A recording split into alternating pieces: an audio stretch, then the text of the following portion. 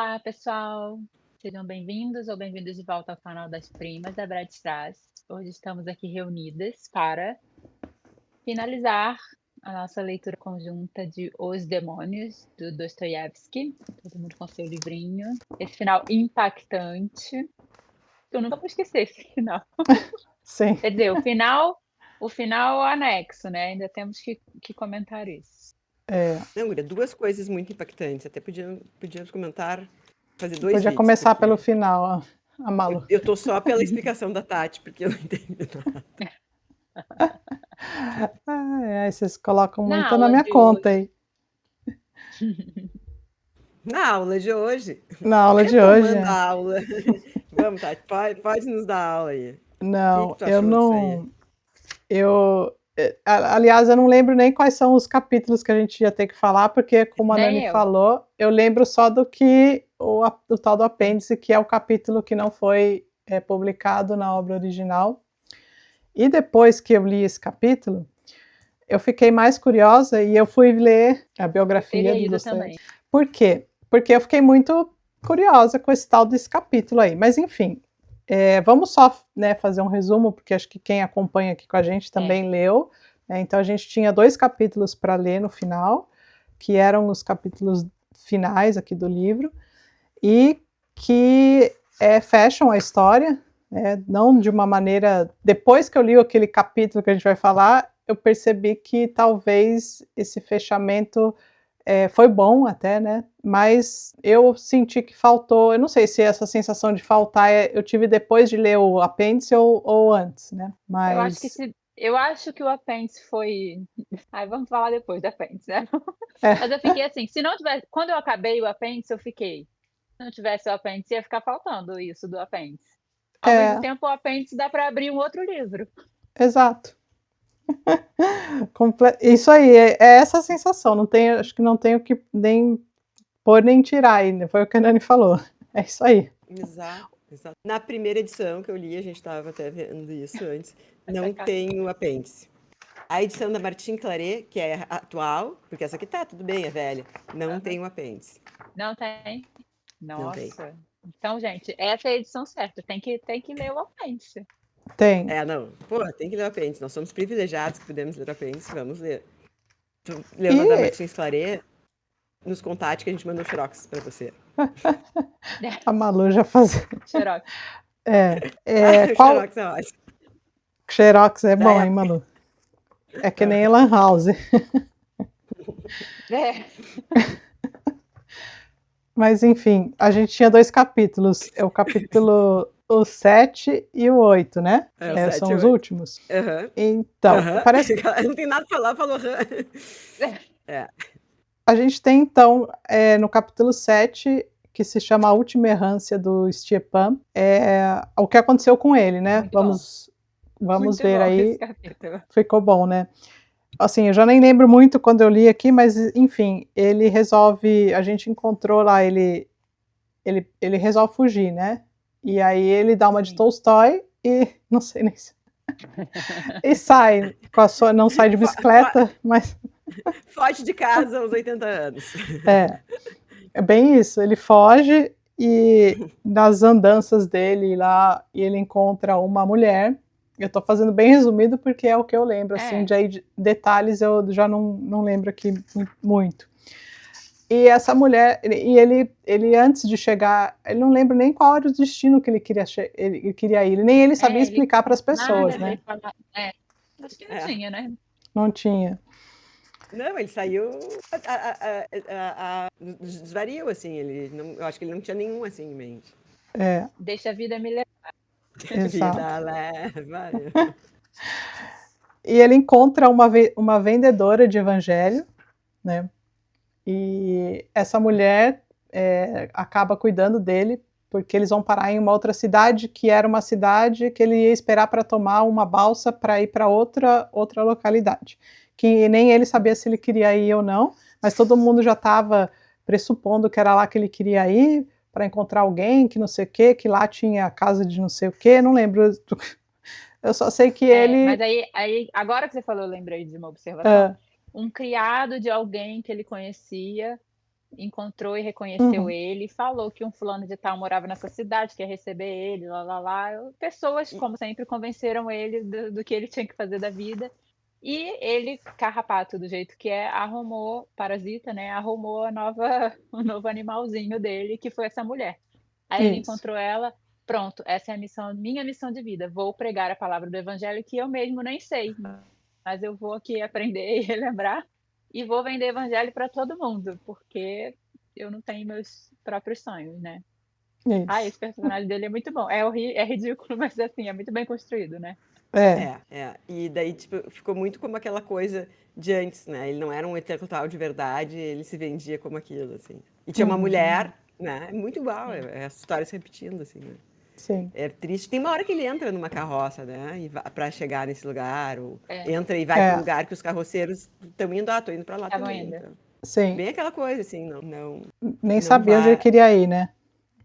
É, é, É aquele negócio da Alice, né? Se você não sabe para onde ir, qualquer caminho serve. Então era isso mais ou qualquer caminho menos que ele serve. fez, É, exato. E né? serviu, porque ele é a vida que ele leva, é o que ele é. Não, a gente, às vezes, né, não foge daquilo, pro bem ou pro ruim. Às vezes é triste isso, mas às vezes Uhum. para ele deve ter sido legal, né? Sim. Ah, acho que Era foi o modo de Se ser. emocionante, divertiu. Ele fez da divertido. instituição um verdadeiro hotel de É, luxo, Sim, pediu comida. ele fez o que ele faz, né? Ele fez o que ele faz, né? é. E ficou doente, né? Que ele também costumava ficar vários períodos aí do livro ele esteve doente de cama e nessa vez ele também fica. Só que nesse interim a vendedora de evangelho estava cuidando dele e alguém, né? Como a fofoca rola sempre solta no Dostô, alguém lá daquelas pessoas que encontraram com ele conheciam alguém da cidade lá dele e levaram informação para Varvara e ela ficou sabendo que onde ele estava e foi correndo com a Dasha, né? Foi correndo até Uhum. onde ela estava, deu o show dela quando chegou com a tal da vendedora, rolou ali os ciúmes. Ela queria saber tudo que eles tinham feito, o que ela tinha falado e não sei o que. E falou para ela: você fica aí que eu agora vou cuidar dele. E foi o que ela fez, né? Ela cuidou dele até o final. Ela enxotou a mulher, né? Perguntou se ele pediu ela em casamento e a mulher, coitada, ela estava com pena dele, ela não queria abandonar ele, não queria se aproveitar Sim. dele. Ela falou: pediu, mas eu não vou sair daqui porque ele estava doente, né? Meio que morrendo mesmo. Mas ele Uhum. pediu, mas eu não aceitei nada, eu não, né? Não, Sim, ele me fantasiou tudo sozinho. Sim, a mulher, ele tem um chamariz para mulher cuidadora. O cara é um bebezão, né? Aqueles negócios de ele ficar toda hora doente. E, e ele se dá bem, né? E aí ainda arma confusão. É a parte tragicômica, assim, do livro. É muito legal, eu gosto. Esse lado, assim, essa sim. camada dele. Né? E rolou aí, né, nesses últimos instantes dele doente ali com a Varvara, rolou a troca, talvez, acho que mais sincera dos dois, que não aconteceu em todos esses anos, né, dela falar que amava ele e ele também, e que ele, ou seja, eles, só nesse momento final é que foi assumido que os dois se gostavam, e que talvez, né, agora já era tarde demais, mas enfim, foi falado Ela antes falou, que Maria, ela estava com raiva, né? Seu idiota, por que é, você tá falando isso agora, né? sim, Morrendo, demorou 20 anos e tal. E ele exato. meio, ela também meio sem saber, porque ele estava meio alucinando, né? Aham, De doença, mas eu acreditei sim. sim que era verdade.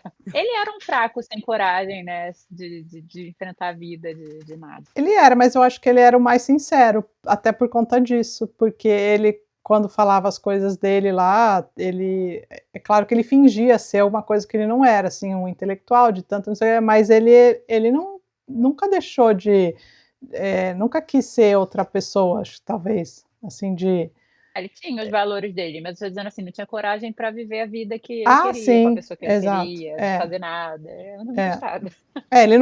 Ele nunca Aí deu. ela mandou chamar médico, padre e tudo, ela já viu que ele estava mal, né? Sim. E aí o final desse capítulo que eu achei interessante, né? Depois de expulsar a mulher, ela mandou trazer ela de volta, porque viu que ele queria ter a outra, né? A vendedora, coitada. Qual o nome? Sofia. É, Ao lado dele, que ele começou a sofrer chamando por ela também, então ela ficou com pena e mandou a mulher voltar e não sair de lá. Tipo assim, ela manda nas pessoas, né? sim. Agora É, você também não sai daqui, fica aqui à disposição. E por fim levou ela para morar com ela, igual ela fez com a Tasha, né? É, isso aí. Para ela criar e cuidar. Sim. Achei legal, não achei ruim, não. E aí ela guria, fala: é tudo absurdo. Eu mesma sairei contigo vendendo o evangelho. Agora eu já não tenho ninguém nesse mundo. Aí É, ela fala, né? Aí dá o gancho pro apêndice. Mas a senhora tem um filho.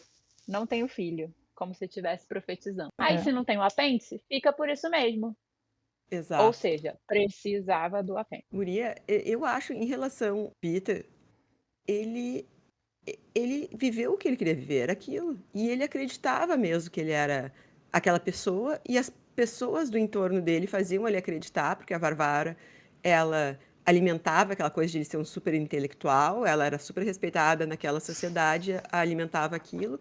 Ele acreditava, então, assim, tá, uma vida pequena, é uma vida pequena, ele foi um cara que ficou vivendo só um parasita alheio, mas era a vida que ele queria, sabe?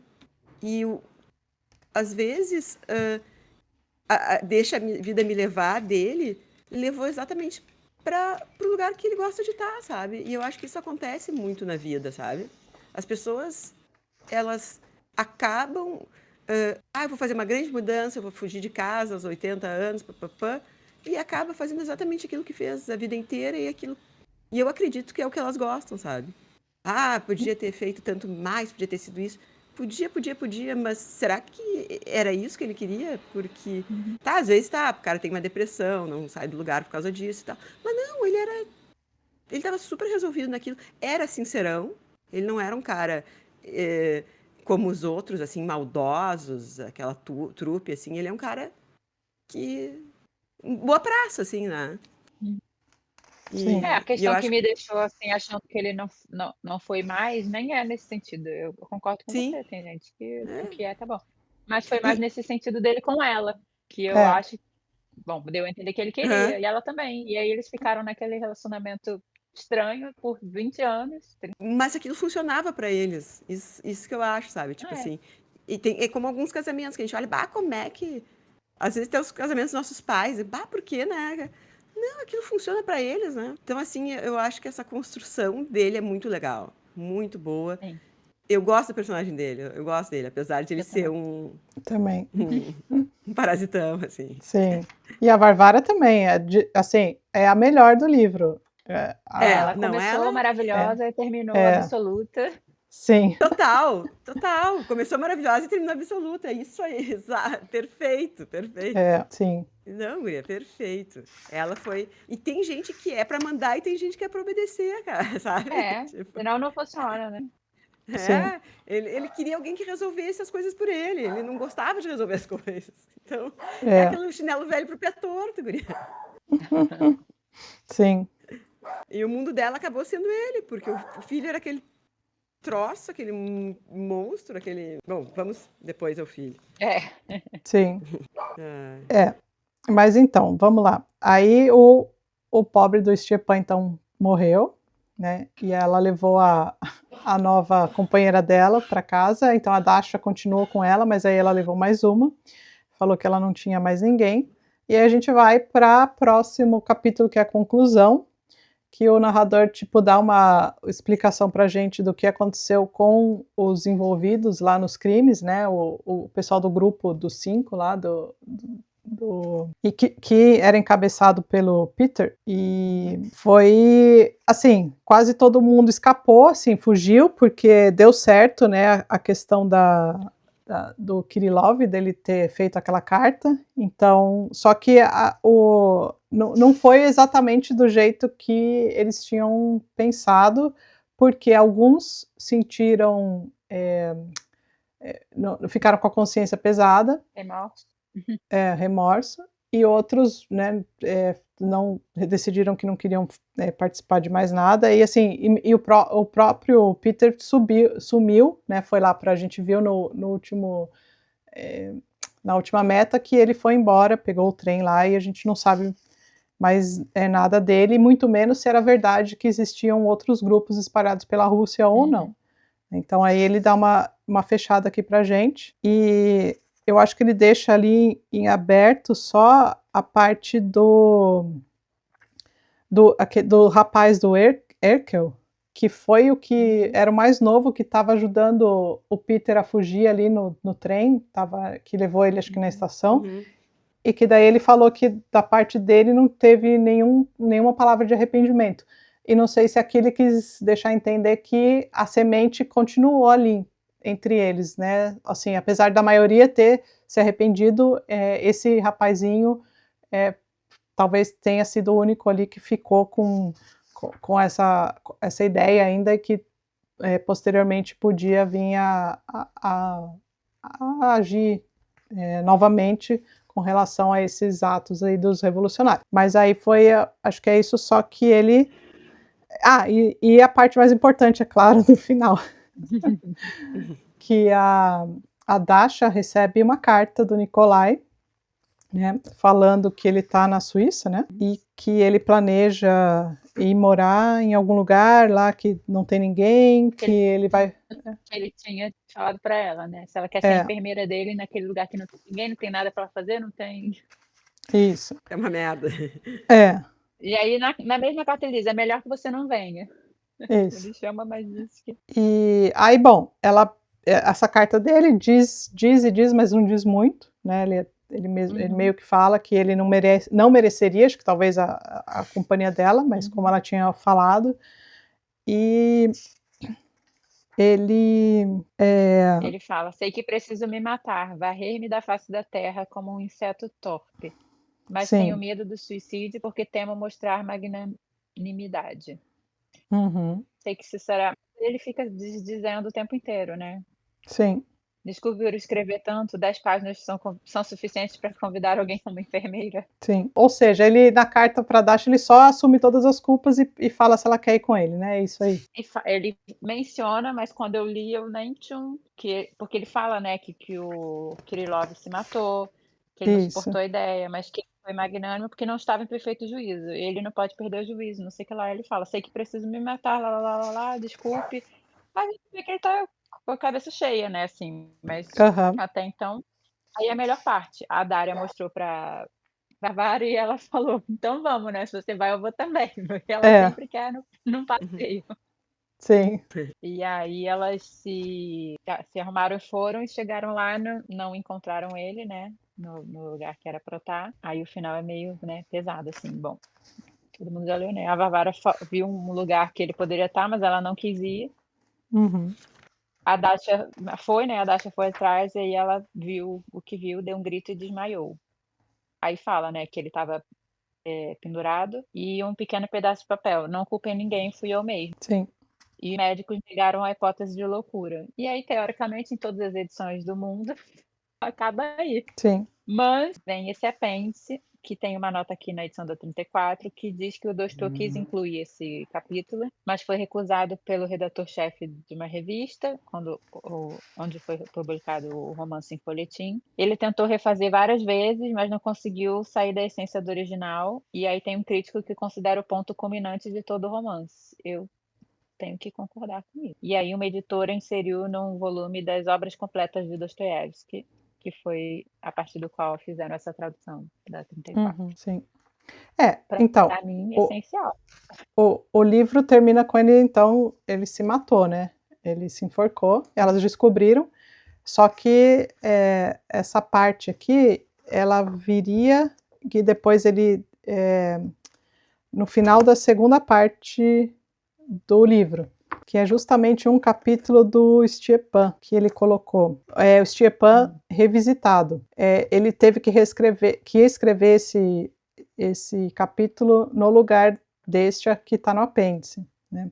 Porque era o lugar originário aqui desse capítulo apêndice que a gente leu aqui. E bom, depois que a gente vai comentar esse apêndice, mas enfim, eu acho que isso é exatamente o que motivou, além do crime, né, que foi um fato real, a ele escrever sobre esse grupo que fez, que matou, e na verdade a morte ali é do Chatov, né, que ele representa ali, mas que ele tem como base uma ação, um ato que realmente aconteceu na história da Rússia, só que ele, desde o princípio, ele tinha esse personagem do Nikolai bem pensado já, e isso é o que diz aqui na biografia do Dostoiévski, na parte que fala do romance em específico. E essa confissão que ele faz no apêndice, que a gente vai falar, ele faz uma carta e manda ele vai conversar, né, com um líder religioso, né, como que a gente poderia falar? Isso. Um monge, sei lá, acho que é alguma coisa do tipo ali, né? E ele entrega essa carta assumindo um estupro dele com uma garota de 10, 12 ou 14, isso varia tanto no apêndice quanto em outras citações. No relato dele. No relato dele também. E isso aí é uma coisa que ficou, para ele, marcou tanto que, creio eu, que era o motor daquilo que levaria ele a cometer o suicídio no final do livro. Então, eu acho que depois de ler essa descrição dele, esse apêndice é muito forte, né? Assim, é muito tenebroso, assim. Acho que é horrível, mas tem coisas literariamente maravilhosas. Assim. Sim. Exato. Eu lembrei agora que você falou, vou comentar antes da gente se aprofundar no horrível.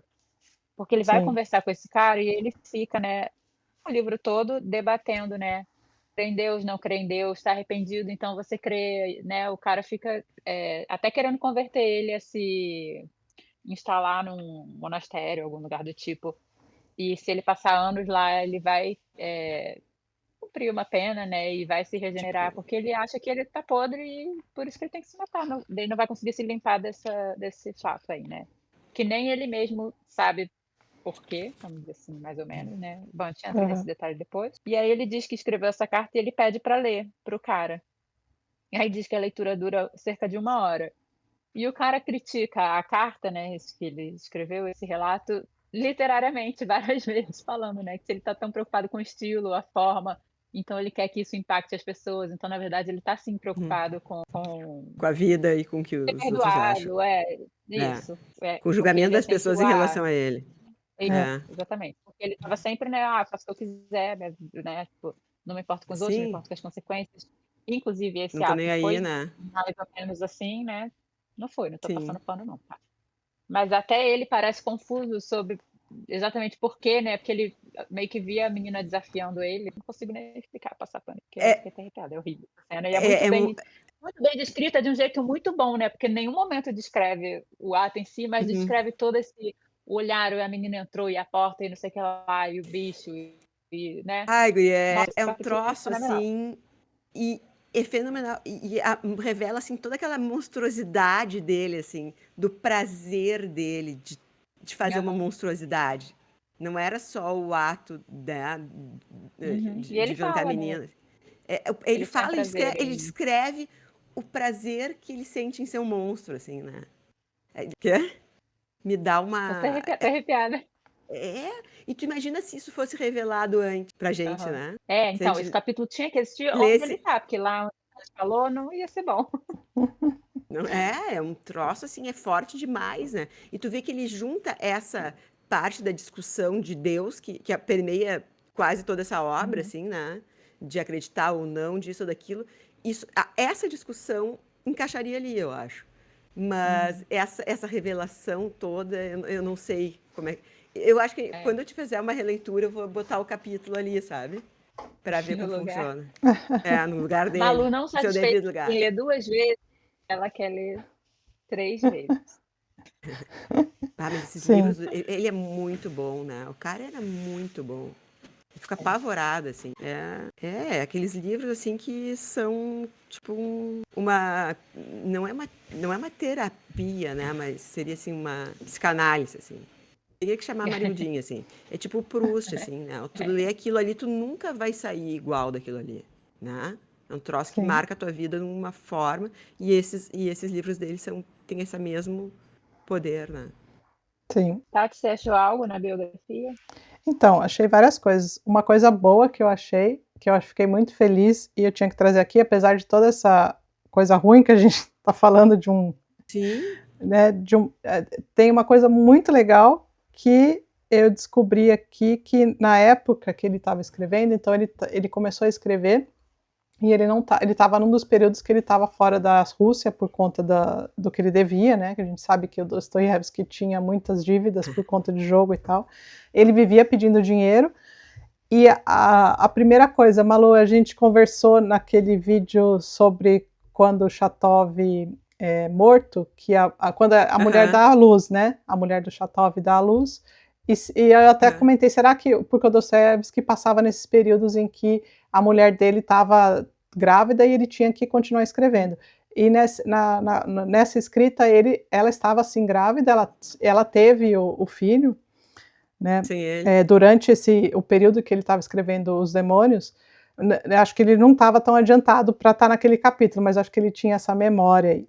Mas duas coisas que são curiosidades e que eu achei muito legal. A primeira é que, como eles estavam sempre devendo as coisas, mas eles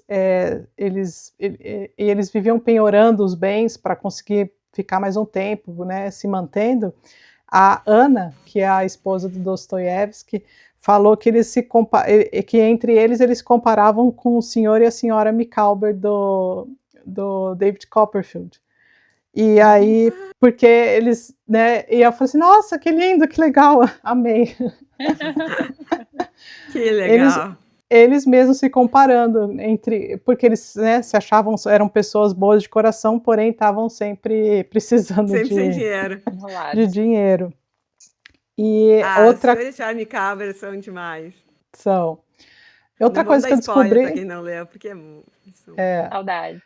Saudades, né? Outra coisa que eu descobri é que ele também tinha essa rivalidade muito forte com o Tolstói já nesse período em vida, porque o Tolstói nessa época, já tinha escrito Guerra e Paz, ele já era um autor super aclamado, o Turgenev também, sem dúvida, já também, e ele ficava, além dos ciúmes, né, daquele negócio dele não ser tão reconhecido e não fazer, talvez, e não fazer parte, primeiro o Tolstói, porque o Tolstói era rico, e o Turgenev porque ele gostava da Europa, porque ele gostava da Europa Ocidental, e o Tolstói odiava, né? Rússia, para ele, Rússia era Rússia e o resto era ruim, entendeu? Então, ele tinha esse negócio com o Turgenev, e ele, como a mulher dele estava grávida, e eu não vou falar aqui do Guerra e Paz, mas tem em algumas partes que tem questão de parto e alguma coisa, e eu não vou falar aqui para não dar spoiler para quem não leu ainda Guerra e Paz,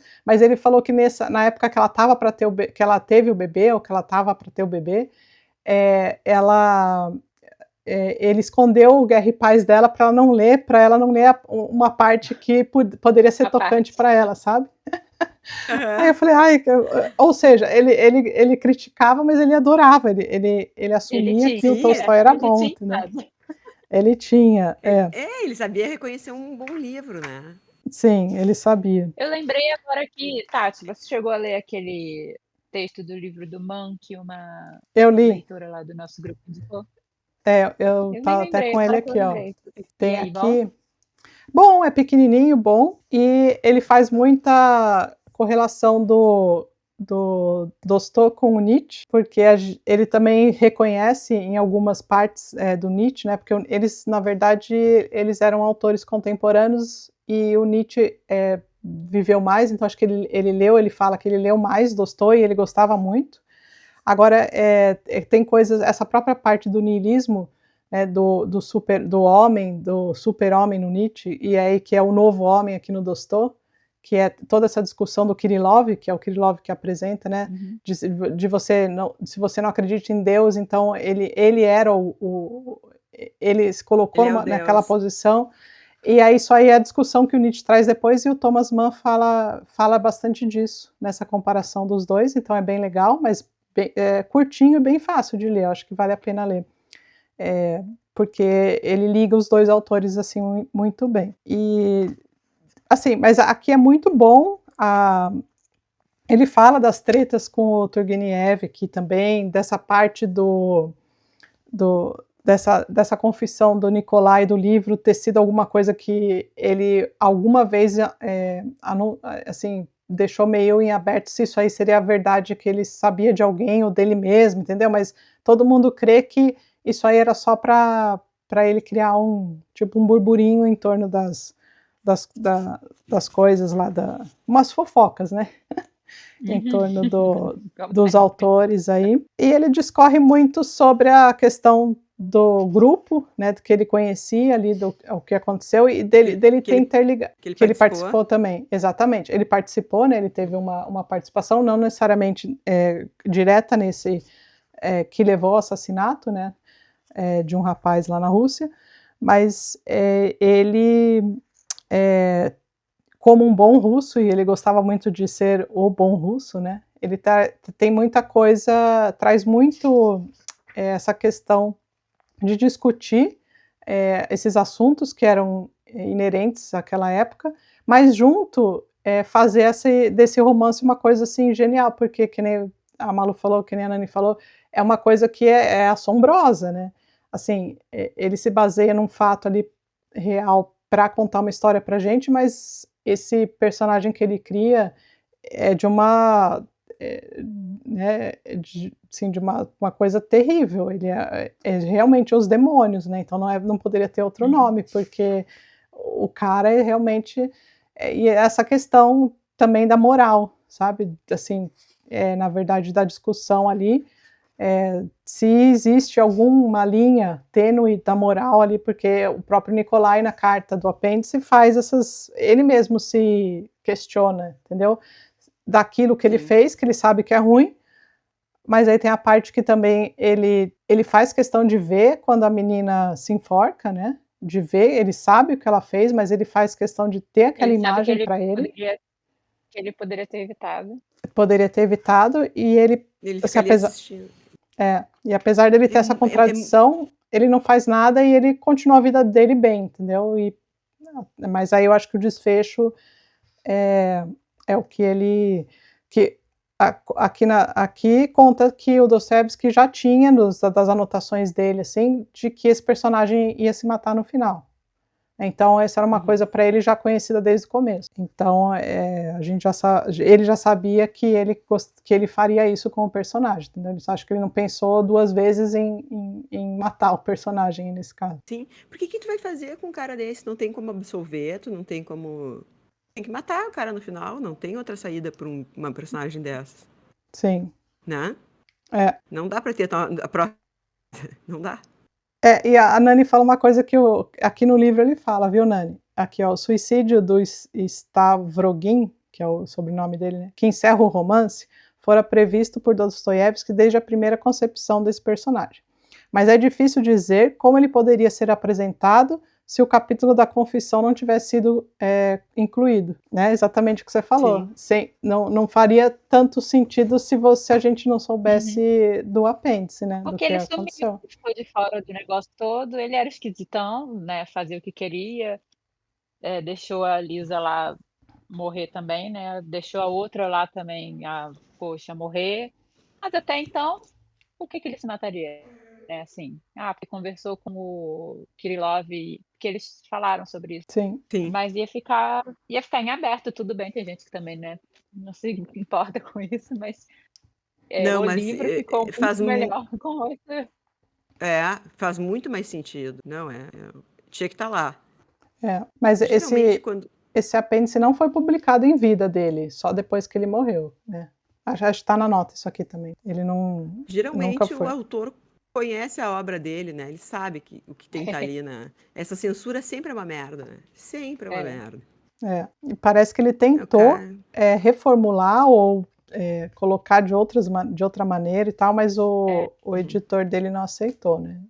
De maneira alguma. Sim. Mas eu achei forte. O Homem de Confiança do Tsar acharam, outros críticos acharam excessivamente real, entre aspas, e problemático para a publicação. Aí fala isso mesmo, Tati, aqui. O texto acabou não sendo divulgado em vida do autor. Eu sou do time do outro crítico.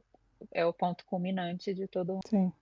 É uma pena que as edições que a única edição que tem a pena não, né? Porque a gente tinha a melhor edição, mas que as outras edições não tenham essa informação, né? Porque eu acho que é Mas essencial, eu deveria ter. entendo que é igual. É Frankenstein que é assim também? Ficam querendo ser fiéis à publicação da época, um negócio assim, sabe? Uhum. Uhum. Aí acabam tendo várias edições, só que o leitor não sabe, né? Tinha que estar aqui, inclui o apêndice, É, tem que estar na Que tem capa. aquela. Que nem tem série no Netflix, aquele troço horroroso. É, sim. Uma vez eu estava olhando as anotações aqui, mais antigas, e a gente anotou aqui esse negócio. O Dostô estava tendo um filho na época, porque ele fala em detalhes sobre o parto. Não sei se a gente estava afirmando isso ou se a gente estava se perguntando ali. Sim. Né? E realmente, aquele parto ele descreve muito. É até uma peça histórica de como era um parto naquela época. Sim, mas enfim. Aquilo também é horrível, né? O que acontece com aquela criança. Porque a gente gosta tanto de uns livros que te arrasam e que tipo, pesam 1 tonelada, né? Porque isso dentro da gente pesa 1 tonelada. voltamos Né? à história do não tenho livros leves para indicar Exato. na minha estante. Só Guria. tragédia. Não, e eu tô lendo agora, que vai ser o último livro do ano do Clube do Livro da Malu, daquela louca que tem o clube, Da Malu. daquela guria lá. A Malu? Guri- Conheço. Aí Maluca? totalmente, né? Totalmente louca. Daí é um livro que é só umas coisas queridas, assim. E daí eu fico todo o tempo pensando que alguém vai morrer, que vai ser uma merda, sabe? Me dá ansiedade o Qual é? livro ser Eu não lembro. bonitinho, sabe? Tom Lake. Eu tentei ouvir o audiolivro, acho que é Mary Streep que narra. Mas eu É a estava Meryl com Streep. na época, não sei que ideia foi essa, aí eu não dei. Que ideia genial. É, Ouvi o Mas ele vai ter audiolivro enquanto eu uma. tô aqui fazendo nada, acho que eu devia dormir ouvindo, né? sim. Guria, É eu bonitinho, não né? ouvi ainda, mas é todo bonitinho, assim, até o ponto que eu tô, mas pode ser que aconteça uma tragédia, e eu espero a tragédia e isso me angustia. Então eu tô com um livro fofo, mas mesmo livro fofo eu não consigo relaxar. Eu relaxo nesses porque eu sei que vai ter a tragédia, então eu tô ali, tô tranquila, sabe? Tô na minha zona de conforto. Exato! Tipo, ler Shakespeare, assim, tragédia, comédia, tudo separadinho. Sim. Esse final feliz, esse não.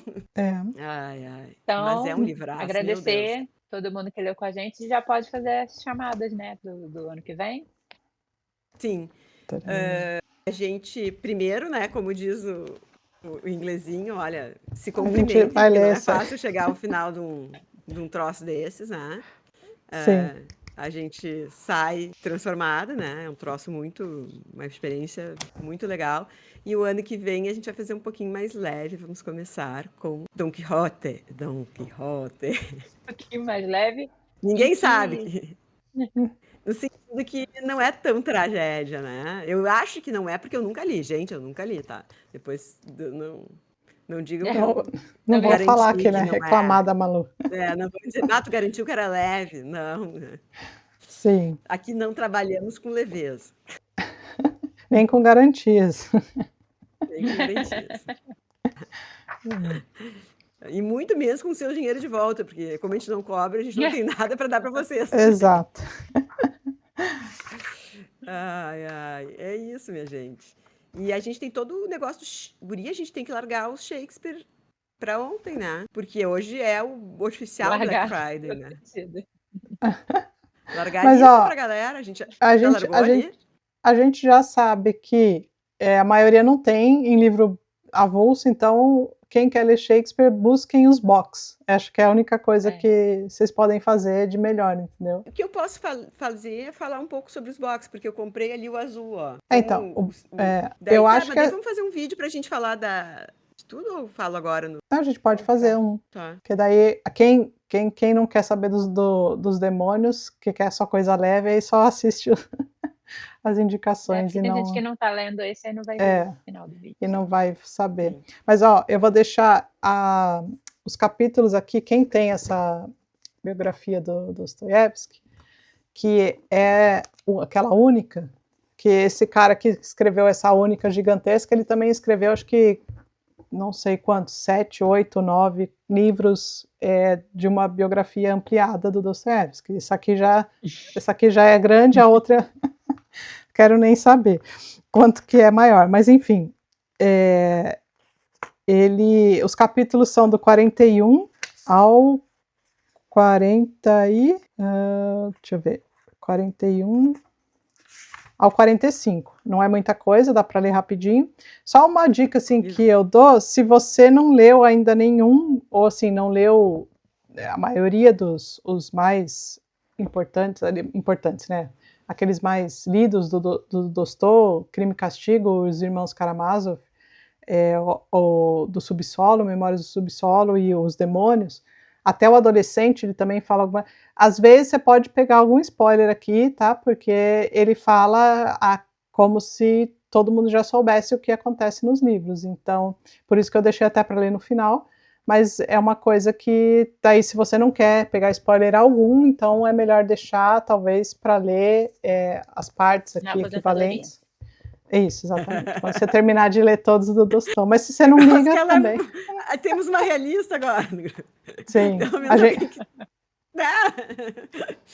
A gente fica viajando, assim, né, Malu? A Malu falou, vou comprar para ler com você. Aí a Nani já fala, daqui 40 anos. Até eu acabar a obra do Dostô. Eu sou sonhadora. Por isso que é bom esse nosso trio aqui. Gurias, a gente nunca fica completa quando não tá todo trio. Precisa... Gurias, e assim, ó, leiam, quem não leu, leiam Crime e Castigo, leiam Memórias do Subsolo, leiam, você tá vivendo errado se não leu isso. Tem que estar. Não tá fazendo nada, como é que não tá lendo, né? Assim, ó, sinceramente, o que vocês fazem da meia-noite às 6 da manhã? A gente brinca, né? Mas é isso. Sim, em rumo ao cancelamento das primas. Eu sou a maior responsável pelo cancelamento das primas. Parabéns, gente, para quem chegou ao final dessa jornada aqui, ó. É isso aí. E bora. Bora, vamos para os próximos. Nos vemos nos próximos vídeos e no próximo ano também. Tchau. Até lá, boas férias.